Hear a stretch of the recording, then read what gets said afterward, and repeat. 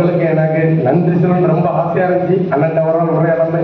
இப்போ நான் கேள்விக்கு வரேன்னா, அந்த கேள்விக்கு எனக்கும் பதில் தெரியும், உங்களுக்கும் பதில் தெரியும். பொதுமக்கள் என்னோட பேசுற மக்களுக்காண்டி இந்த கேள்வி கேட்கிறேன்னா, வருகின்ற சட்டமன்ற தேர்தலில் நம்ம உறுதியா வெற்றி பெற்றோம்னா ஒரு கற்பனைக்கு வச்சுக்கிடுவோம்.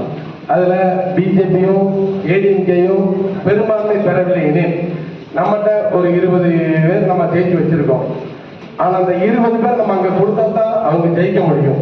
அந்த சூழ்நிலையில நம்ம அவங்கள ஆதரிப்போமா எதிர்ப்போமானா? இதெல்லாம் பொதுவான கேள்வி. ஜெயிச்ச பிறகு ஆதரிக்கிறதுக்கு இப்பவே ஆதரிச்சு ஜெயிக்க வைக்கலாம்ல. ஏன்னா அவங்க யாரு என்னை கூட்டணிக்கு வாங்க கூப்பிடாம இருப்பாங்கன்னு நினைக்கிறேன். அரை விழுக்காடு 4 விழுக்காடு வச்சிருக்கவங்களுக்கே பல 100 கோடி பேரம் பேசும்போது 8 விழுக்காடு வாக்கு வச்சிருக்கிறாருன்னு நான் கூப்பிடாம இருப்பாங்களா? அது இல்ல.